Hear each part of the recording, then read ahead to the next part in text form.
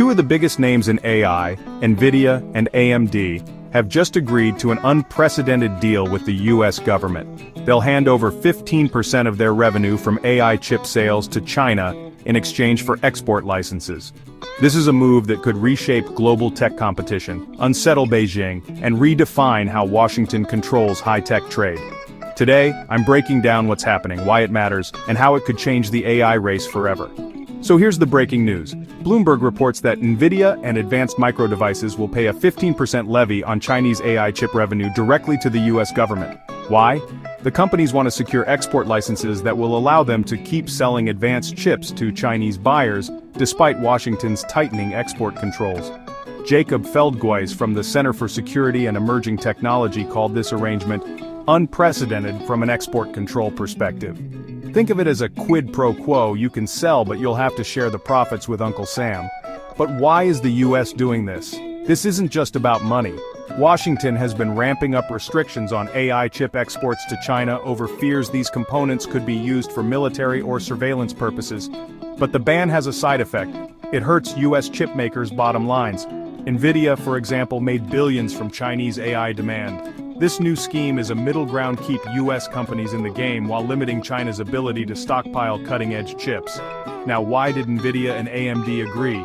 For them, China isn't just another market, it's one of their largest. Analysts estimate China accounts for as much as 20 to 25% of Nvidia's AI chip revenue. Cutting that off completely could wipe out billions in sales. So while giving up 15% of revenue sounds steep, it's better than losing the market entirely. Plus, it keeps them in the conversation for long-term partnerships in Asia. But how might Beijing react? From China's perspective, this move is likely to be seen as a US power play, essentially taxing Chinese tech ambitions. Chinese buyers may try to source from local alternatives like Huawei's Ascend AI chips, but those still lag behind Nvidia for many AI workloads.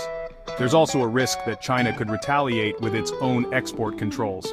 For example, restricting access to critical minerals like gallium and germanium, which are vital for semiconductor manufacturing.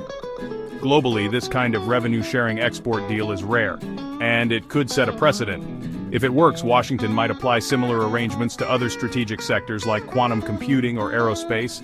Allies and rivals alike will be watching closely. The EU, for example, could try its own version targeting high-tech exports to countries seen as strategic competitors. So here's the bottom line. The Nvidia AMD deal is more than a quirky business arrangement. It's a sign of how technology, geopolitics, and economics are now deeply intertwined.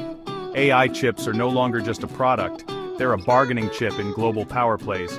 What do you think? Is this 15% revenue deal smart diplomacy, or a dangerous precedent that could backfire?